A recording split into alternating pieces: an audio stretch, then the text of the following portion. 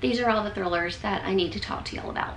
But my battery's probably not gonna last long enough for me to talk about all of the books in here. So let's see how many books I can get through before my battery dies.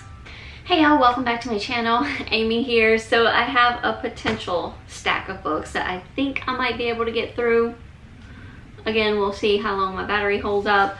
But I'm taking you back to December, y'all. So we're gonna start with a Christmas thriller, and that is The Christmas Guest by Peter Swanson. This is a little novella, very short and sweet. I actually did listen to it, and I highly recommend listening to it if you can. I really enjoyed the narration, and I think that's kind of what kept me going, because it is a very, even for being like a little novella, it is a very slow burn type of thriller, which is why I gave it 3 stars. It was just a little underwhelming to me once we got to the end, but it did pick up for me. Like it definitely caught my attention once we get to the ending. I don't want to give too much away, but we are following a woman that lives in New York, and we're following through her like diary / journal. So that's what really piqued my interest about this book. I love the whole journal entry kind of vibe we had going on. So the woman we're following, the British woman,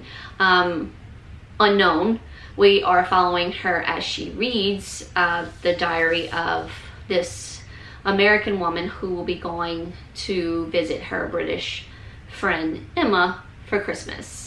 And that's really all I can tell you about this little bitty story without giving anything away. It is very kind of on the dark, kind of gothic side, very atmospheric, definitely psychological thriller. But like I said, it was kind of slow for me, and then it ended up to be just a little underwhelming. But yeah, 3 stars. It's still worthy of a read, or like I said, a listen if you can. Another book I read in December, this is You Shouldn't Have Come Here. This is by Geneva Rose. This is probably my least favorite Geneva Rose as of so far. I also gave this one 3 stars. So we're following Grace in this story, and once a year Grace likes to take a trip somewhere she's never been just to get away from her busy lifestyle. And this time she settles on Wyoming at this little country Airbnb, and this is where she meets the very handsome owner of the B&B, Calvin. But there's some very suspicious things that she starts to realize about Calvin and his little Airbnb. There is a little romance that kind of builds between these 2 characters. For me, it was a little bit on the cheesy side. I don't know if I was just not in the mood for a romance in my thriller, but yeah, it just kind of felt a little cheesy to me.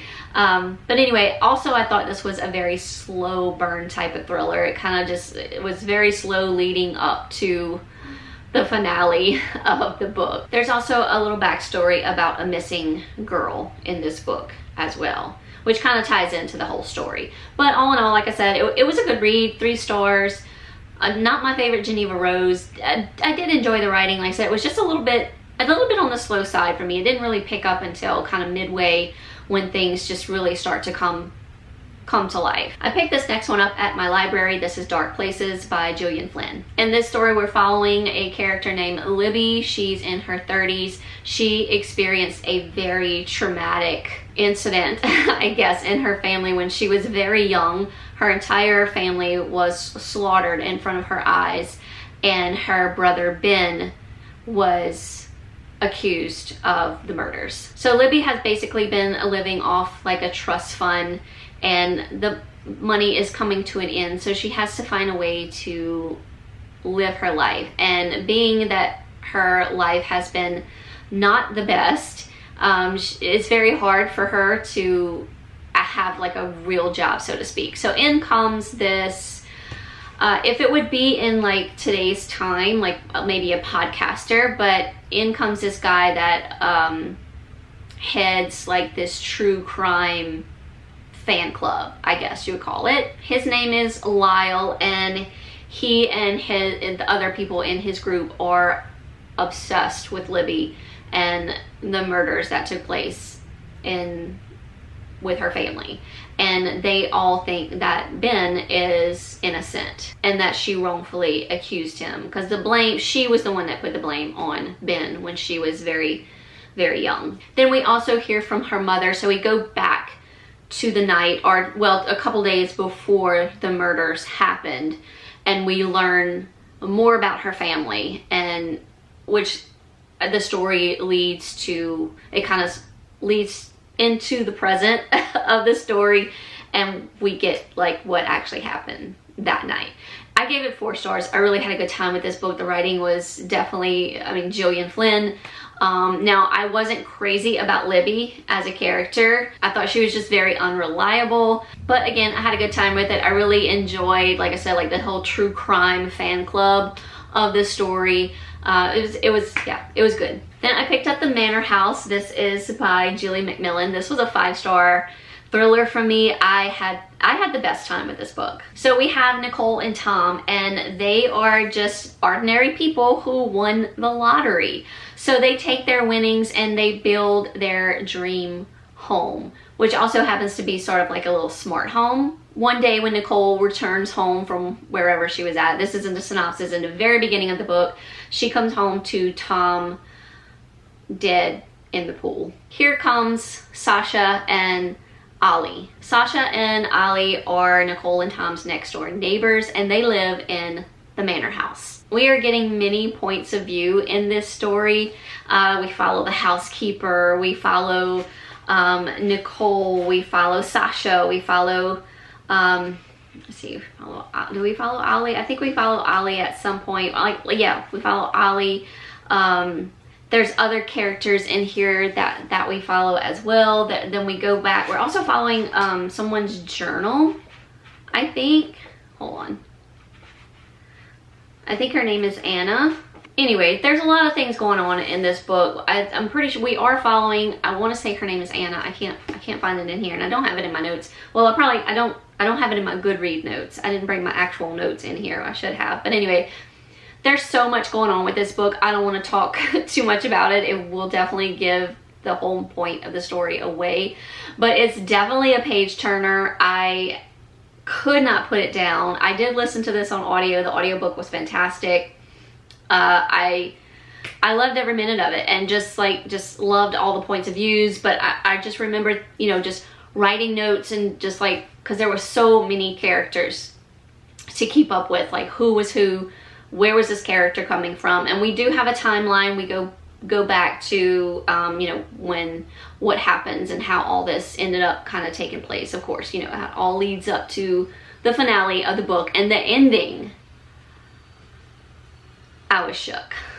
Then I picked up One by One. This is by Frida McFadden. This is just a little bitty novella. I gave this 4 stars. I really did enjoy this book, as I do most of Frida McFadden's books. They're all just kind of like what they call like popcorn thrillers. It's like so good you just want to just, you know, keep eating the popcorn kind of situation. But this is basically about a weekend getaway gone wrong. We have Noah and Claire, who are taking like just a weekend getaway with a few of their friends, and they start off in traveling in the minivan, all of them in this minivan, and things just kind of go downhill from there. And that is about all I can say about this book. Just know it's Frida McFadden. The plot twist was insane. It's very short, so you're gonna probably read it in one sitting. And I listened to the audio as well, and that was very good. And then we can get into the Housemaid series by Frida McFadden. I read all 3. I think in the month of January. I read these in January, as well as there's a little 4th novella that I don't have, but at the time I read it on my Kindle. It was included in my Kindle Unlimited subscription, and it was called The Housemaid's Wedding. So the trilogy, or however, you know, whatever you want to call it, the Housemaid trilogy starts us off with the housemaid, and this is where we meet Millie, who is currently living out of her car. She has just been released from prison, so she's having a hard time getting her new life started until she finally lands a job as a housemaid. And in this story, Millie is the housemaid for the Winchesters. The little girl, Cecilia, in this story will piss you off, I promise.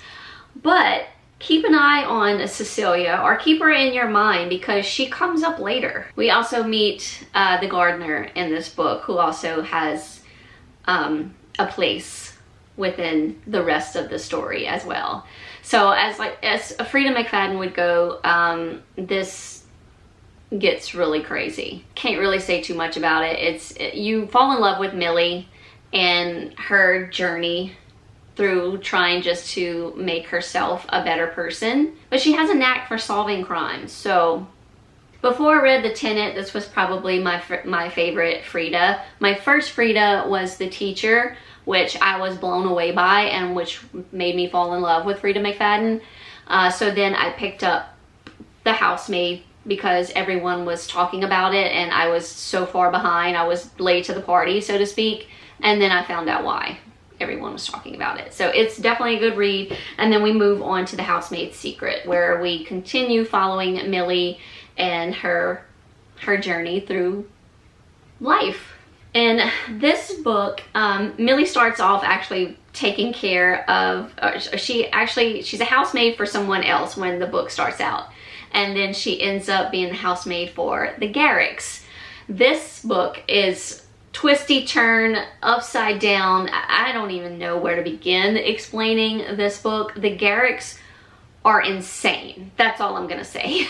Millie also finds love in this book, but will that love last through the crazy life that Millie leads?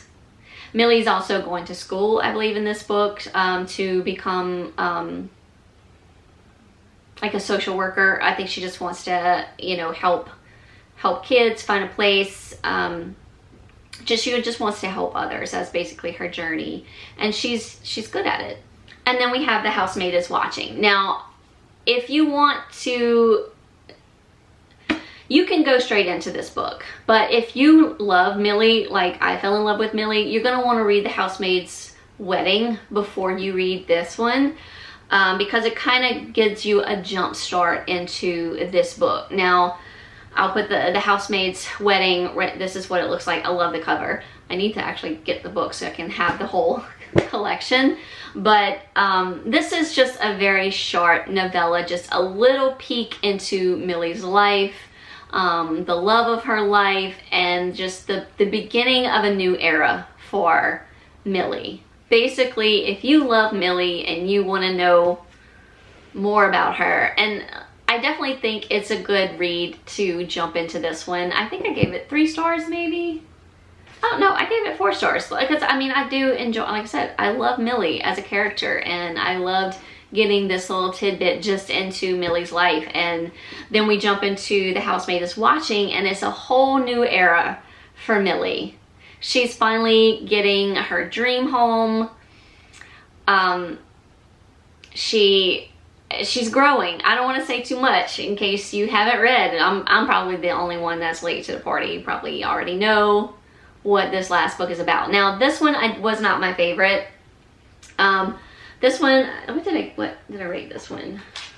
I gave all of them 5 stars. Really, this to me was more of a, the more I think about it, I think this would be more of like a 4.5 star.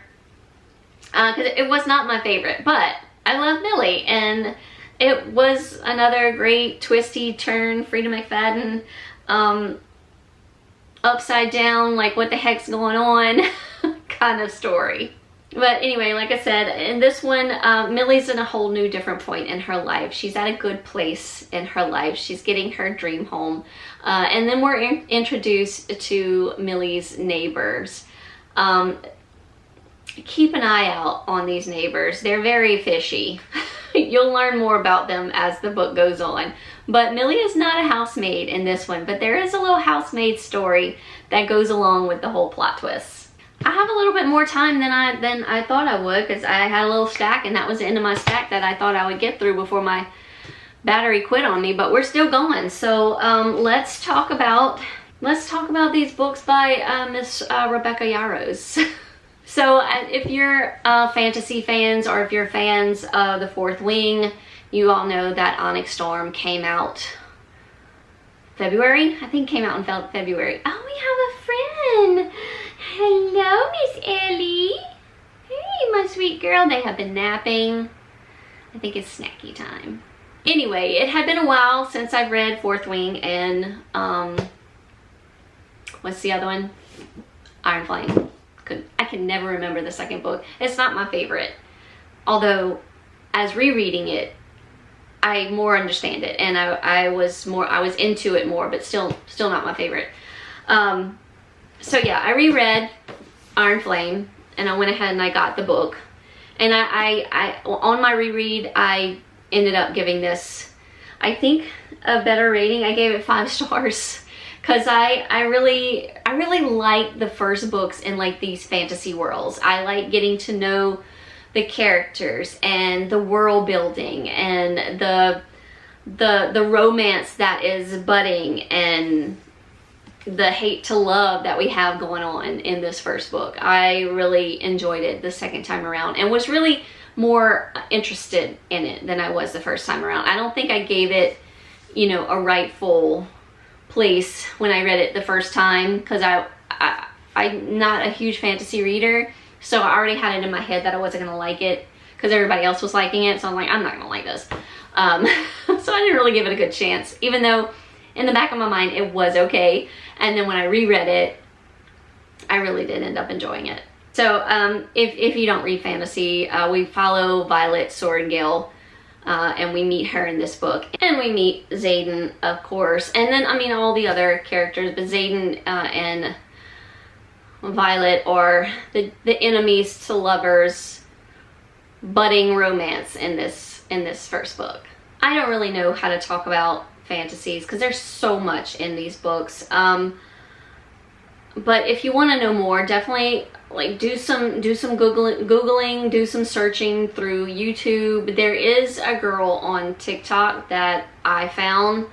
I'll put her, I can't think of her name off the top of my head right now, but I'll put it down in the description box below if you have a TikTok to go follow her. She does a wonderful job at explaining all these books and the world, because after I read Onyx Storm, honestly I was like, what I mean, like, it was like it totally just over my head.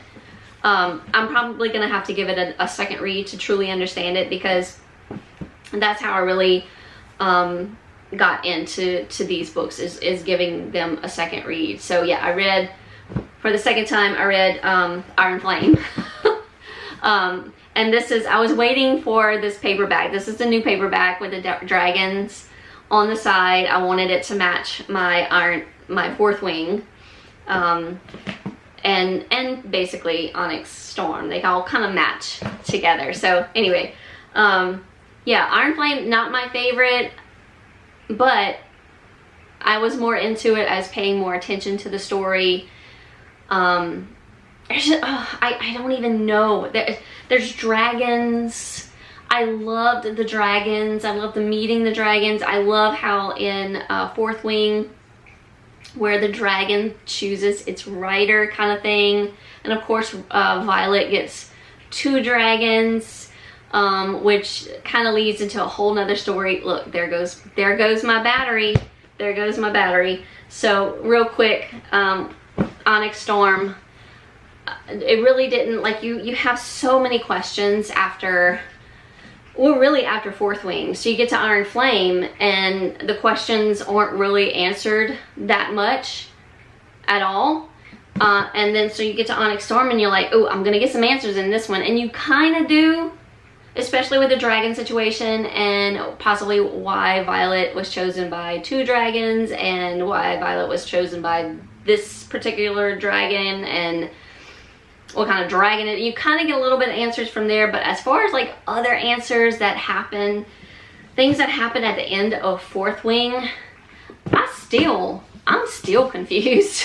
But I will put the name of that book talker down below in the description box. If you have TikTok too, she has an Instagram too, so I'll put that down below. She can explain it way better than I can. But I ended up giving Iron Flame a 4-star on my reread, and I think I gave Onyx Storm a 3-star. But my reread, I might give it, you know, another star. Who knows what's going to happen. But I'm going to wait till the next book comes out before I do a whole total another reread of all the books. But anyway, all right. That's all the time we have. More thrillers to talk about, y'all, coming up very soon. As always, thank y'all so much for watching. Hope y'all are having a wonderful Pride Month, and I will see y'all in my next video. Bye, y'all.